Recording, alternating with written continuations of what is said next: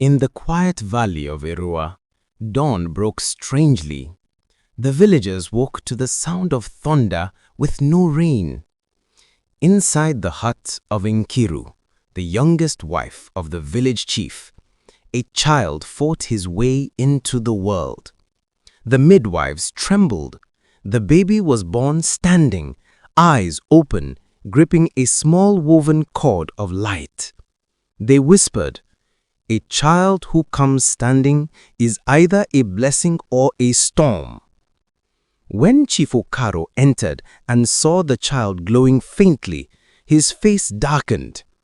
"This boy is an omen I never asked for," he muttered.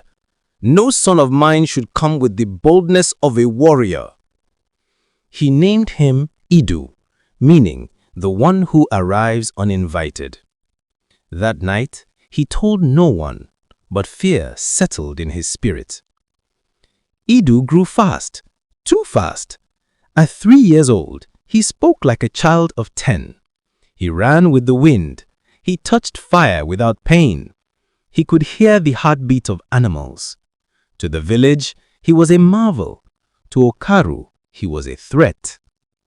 One evening, Okaro called his eldest sons, Azu and Dumale. "Take the boy to the river. Throw him in. The world must not see him rise above my authority."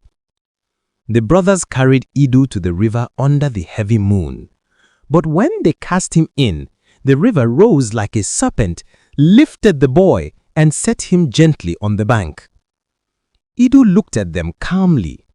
"Why does my father fear me?" "We only obeyed him," Azo stammered. Idu walked home alone. By morning, whispers filled the village. The failed attempt made Okaro furious.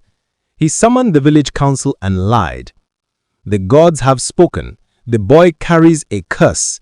He must be sent into the burning hills for purification." The burning hills, no one returned from them. Nkiru cried and held her son. "Mother," Idu whispered, placing a warm hand on her cheek. "Do not fear. The earth knows my feet." He walked alone toward the hills, watched silently by villagers torn between fear and awe. When he reached the volcanic ridges, flames licked at him but parted like grass in the wind. Smoke curled around him like a cloak, and the earth hummed beneath him. He survived, changed, a boy no longer. A spirit woman named Omaomi, half human and half ash, emerged from the molten shadows. "Child of strange birth, your pain has summoned ancient places. If you want to know why your father hates you, follow me." She led him into the undercave, a realm of forgotten spirits and old memories. There, a mirror of smoke rose before him. Idu saw visions. Okaro kneeling before a dark spirit years ago, begging for power. The spirit warns him, "Your last son will bear the light you fear. He will rise where you fall."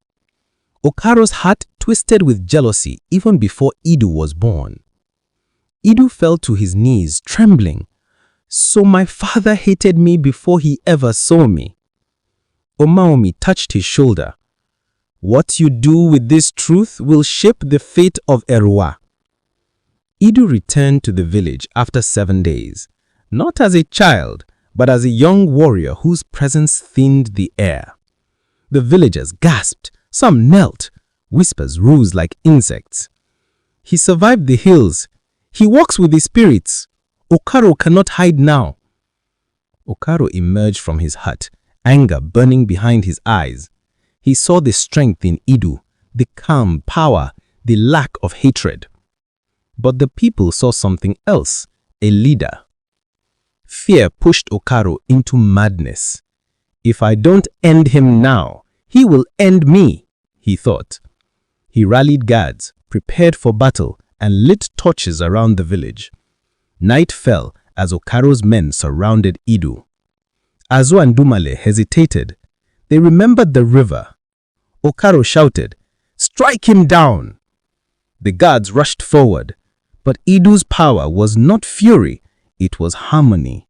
Winds bent around his hands, ground shifted under his feet. He did not strike to kill, he disarmed, pushed back, neutralized. Every move spoke of restraint. But Okaru, seeing his authority crumble, charged with a spear. Idu did not move. The spear tip stopped inches from his heart, held by Dumale, the elder brother who could no longer obey cruelty. Okaru screamed and staggered back, choking on his pride, and fell to the ground. The village fell silent. Idu stood over his father, not victorious, not angry, just broken. The council approached Idu. "Son of Nkiru, you have defeated the chief. The village is yours. Make your judgment." Okaru trembled, awaiting death. The villagers watched. Punishment felt justified. Idu closed his eyes. He remembered his mother's tears, his brother's fear. The river lifted him. The undercave truth. Omao means words. What you do with this truth will shape the fate of Erwa. He knelt beside Okaru. "Father, you fear the light in me, but light does not come to destroy. It comes to reveal." Okaru's eyes widened as Idu placed a hand on his head. "I forgive you," Idu said quietly. "Not because you deserve it, but because the village deserves peace." The torches around the village dimmed. The wind softened. Even the night felt relieved. Okaru wept, the first time he shed tears in years. In the morning, Idu refused the chieftaincy. "Power is not my hunger," he told the council. "Let the people choose a leader without fear." Dumale was chosen, wise and steady. Okaru lived as a humble advisor, learning to rebuild the trust he had destroyed.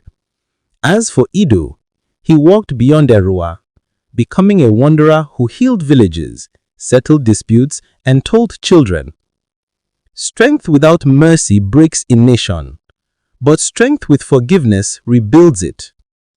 Some say he became a spirit guide. Others say he still walks the earth in places where peace is thin. But the people of Erua always say, "Our village was saved not by power, but by the heart of the boy who forgave."